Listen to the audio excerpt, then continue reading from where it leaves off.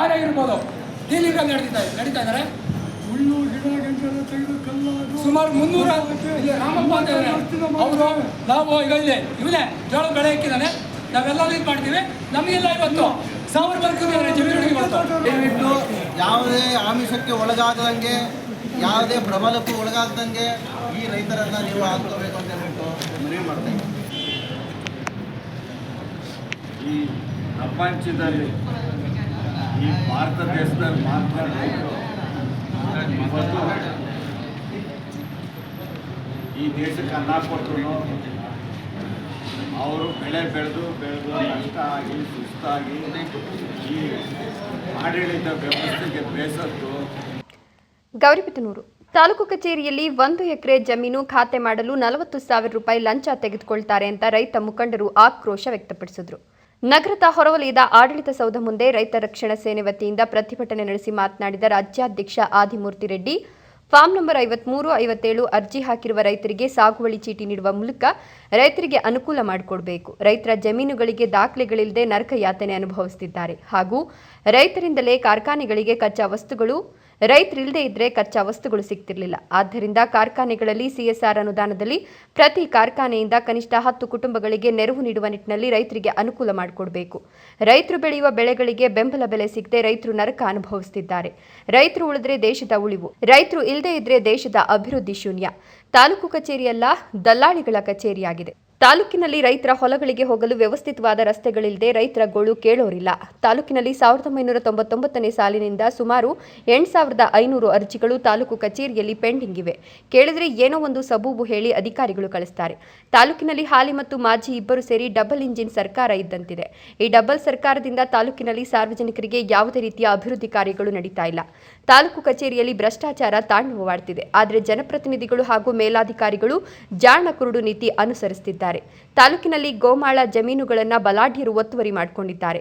ಇದರಿಂದ ಜಾನುವಾರುಗಳಿಗೆ ಕುಡಿಯುವ ನೀರಿಲ್ಲದೆ ಮೇವಿಲ್ಲದೆ ಬಳಲುವಂತಾಗಿದೆ.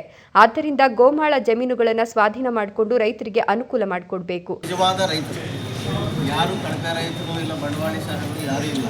ಇಲ್ಲಿ ನಿಮಗೆ ಅರ್ಜಿ ಕೊಡೋರೆಲ್ಲನೂ ಉಳುಮೆ ಮಾಡಿ ಈಗ ಅವರಿಗೆ ದಾಖಲೆ ಬೇಕಂತ ಕೊಡ್ತಾ ಇರೋರು. ದಯವಿಟ್ಟು ಪ್ರತಿಯೊಬ್ಬರು ಇವಾಗ ಅರ್ಜಿ ಕೊಡ್ತಾರೆ. ನಿಮಗೆ ಎಲ್ಲ ಅರ್ಜಿಗಳು ಜೋಪಾನವಾಗಿಟ್ಕೊಂಡು ದರಖಾಸ್ತು ಸಮಿತಿಯಲ್ಲಿ ಏನು ಸೆಲೆಕ್ಷನ್ ಮಾಡಬೇಕಾದ್ರೆ ಇಲ್ಲಿ ಬಂದಿರೋ ರೈತರೆಲ್ಲ ನೀವು ಹೋಗಿ ಚೆಕ್ ಮಾಡಿ, ಸ್ಪಾಟ್ ಇನ್ಸ್ಪೆಕ್ಷನ್ ಮಾಡಿ ಕರೆಕ್ಟಾಗಿದ್ದರೆ ಅವ್ರಿಗೆ ಕಂಪಲ್ಸರಿ ಇದು ಬಗರ್ವೃತ್ತ ಮೇಲೆ ಸಾಗುವಳಿ ಚೀಟಿ ಕೊಡಬೇಕು. ಬೇರೆ ಯಾರಾದರೂ ಕೊಟ್ಟು ಅನ್ಯಾಯ ಮಾಡಬೇಕು. ನಿಜವಾದ ರೈತರು ಬೆಳೆದ್ರೆ ದೇಶ. ಇವತ್ತು ಸಣ್ಣ ರೈತರೇ ಬೆಳೀತಾ ಇರೋದು. ಬಂಡವಾಳ ಶಾಖೆಗಳು 200-300 ಎಕರೆ ಇರೋ ರೈತರು ಯಾರೂ ಬೆಳೀತಾ ಇಲ್ಲ. ಬೆಳೆ ಬೆಳೀತಾ ಇರೋರು ಇವರೇ, ನಿಜವಾದ ರೈತರೆಲ್ಲ ಬಂದಿರೋದು. ದಯವಿಟ್ಟು ನಮಗೆ ಅಧಿಕಾರ ಇದೆ, ಈ ಅಧಿಕಾರವನ್ನು ಉಪಯೋಗಿಸ್ಕೊಂಡು ಈ ರೈತರನ್ನೆಲ್ಲ ಕಾಪಾಡಬೇಕಾಗುತ್ತೆ. ದಯವಿಟ್ಟು ಎಲ್ಲರಿಗೂ ನೀವು ಖಾತೆ ಮಾಡಿಕೊಂಡು ಸಾಗುವಳಿ ಎಲ್ಲರೂ ಕಾಪಾಡಬೇಕಂತ ನಿಮ್ಮಲ್ಲಿ ಮನವಿ ಮಾಡ್ಕೊಳ್ತಾ ಇದ್ದೀವಿ. ಈ ಮನವಿ ಪತ್ರ ನಮ್ಮದೇ ಅಲ್ಲ, ಪ್ರತಿಯೊಬ್ಬ ಅರ್ಜಿದಾರರು ಎಲ್ಲ ಅರ್ಜಿಗಳು ಜೋಪಾನವಾಗಿರಬೇಕು. ಆಮೇಲೆ ತಗೊಂಡೋಗಿ ಎಲ್ಲ ಡಸ್ಟ್ಬಿನ್ನಲ್ಲಿ ಬಿಸಾಕೋದು ಈ ಥರ ಮಾಡಬೇಡ್ರಿ. ದಯವಿಟ್ಟು ಅರ್ಜಿಗಳು ತೋರಿಸಿ ಡಸ್ಟ್ಬಿನ್ನಲ್ಲಿ ಬಿಸಾಕೋದು ಅದಕ್ಕೋಸ್ಕರ ಎಲ್ಲ ಅರ್ಜಿಗಳು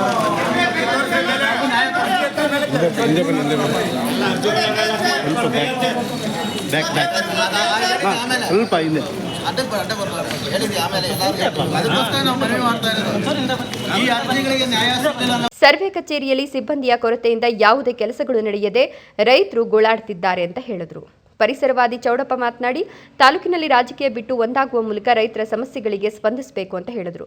ಹಾಲಿ ಮತ್ತು ಮಾಜಿ ಶಾಸಕರು ಅವರವರ ವೈಯಕ್ತಿಕ ಪ್ರತಿಷ್ಠೆಗೋಸ್ಕರ ತಾಲೂಕಿನ ರೈತರು ಹಾಗೂ ಸಾರ್ವಜನಿಕರ ಬಗ್ಗೆ ಗಮನ ಹರಿಸದೆ ಗಂಡ ಹೆಂಡತಿ ಜಗಳದಲ್ಲಿ ಕೂಸು ಬಡವಾಯಿತು ಎಂಬ ಗಾದೆಯಂತೆ ಇವರಿಬ್ಬರ ರಾಜಕೀಯ ಕಿತ್ತಾಟದಿಂದ ಸಾರ್ವಜನಿಕರಿಗೆ ಹಾಗೂ ತಾಲೂಕಿನ ಸರ್ವತೋಮುಖ ಅಭಿವೃದ್ಧಿ ಶೂನ್ಯ. ಆದ್ದರಿಂದ ಈ ತಾಲೂಕಿನ ಜನಪ್ರತಿನಿಧಿಗಳು ಮುಖ್ಯಮಂತ್ರಿಗಳ ಬಳಿ ಹೋಗಿ ತಾಲೂಕಿನ ರೈತರ ಸಮಸ್ಯೆಗಳನ್ನು ತಿಳಿಸಿ ರೈತರಿಗೆ ಅನುಕೂಲ ಮಾಡಿಕೊಡಬೇಕು. ಇಲ್ಲದಿದ್ದರೆ ಮುಂದಿನ ದಿನಗಳಲ್ಲಿ ತಾಲೂಕಿನಾದ್ಯಂತ ಉಗ್ರವಾದ ಹೋರಾಟ ಹಮ್ಮಿಕೊಳ್ಳಲಾಗುವುದು ಅಂತ ಎಚ್ಚರಿಕೆ ಕೊಟ್ಟರು. ಇವತ್ತಿನ ದಿನ ಏನು 53 ಮತ್ತು 57 ರಾಜ್ಯ ಬಗರಕೊಂ ಕಮಿಟಿಯಲ್ಲಿ ಇಟ್ಟು ಅದನ್ನು ಮಂಜೂರು ಮಾಡೋದಕ್ಕೆ ಕೂಡ ಶಾಂತಿಯುತವಾದಂಥ ಪ್ರತಿಭಟನೆ ಮಾಡಿದ್ದಾರೆ. ಈಗ ಬಗರಕೊಂ ಕಮಿಟಿ ಗೌರಿಬಿದನೂರಲ್ಲಿ ಸ್ಥಾಪನೆ ಆಗಿದೆ. ಹೇಳ್ತಿದ್ರು ಇನ್ನೂ ಆಗಿಲ್ಲ ಅಂತ ಹೇಳ್ತಿದ್ರು. ಒಂದು ನಿಮಿಷ, ಬಗರಕೊಂ ಕಮಿಟಿ ಆಗಿದೆ. ಈಗ 53 ಅರ್ಜಿಯನ್ನು ವಿಲೇವಾರಿ ಮಾಡೋದಕ್ಕೆ ನಮಗೆ ಗೋಮಾಳದ ಅವಶ್ಯಕತೆ ಬಗ್ಗೆ ನಾವು ಚೆಕ್ ಮಾಡುವಂಥ ಒಂದು ಸಮಯ ಇಲ್ಲ. ಸೊ ಹಾಗಾಗಿ 53 ಅರ್ಜಿಗಳನ್ನು ನಾವು ಮೊದಲಿಗೆ ತೊಗೊತೀವಿ. 57ರ ಅರ್ಜಿಗೆ ನೀವು ಈಗಾಗಲೇ ನಾವು ನೋಡಿದ್ದೀವಿ. ಅಂದರೆ ಗೋಮಾಳ ಏನು ರಾಸುಗಳಿಗೆ ಅನುಗುಣವಾಗಿ ಗೋಮಾಳ ಇರಬೇಕು.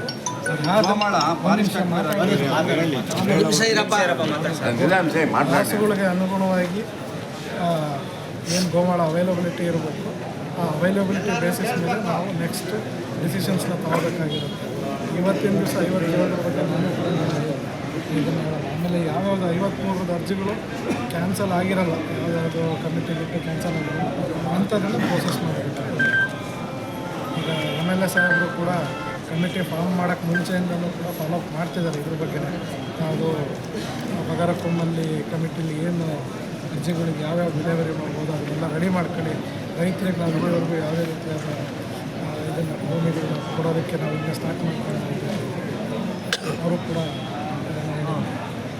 ತಹಶೀಲ್ದಾರ್ ಅರವಿಂದ್ ಕೆಎಂ ಮನವಿ ಪತ್ರ ಸ್ವೀಕರಿಸಿ ಮಾತನಾಡಿ, ಈಗಾಗಲೇ ಬಗರ್ ಹುಕುಂ ಕಮಿಟಿ ರಚಿಸಲಾಗಿದೆ. ಹಂತ ಹಂತವಾಗಿ ಸಾಗುವಳಿ ಚೀಟಿ ವಿತರಣೆ ಮಾಡಲು ಎಲ್ಲ ಸಿದ್ಧತೆ ಮಾಡಿಕೊಳ್ಳಲಾಗುತ್ತಿದೆ ಅಂತ ಹೇಳಿದರು.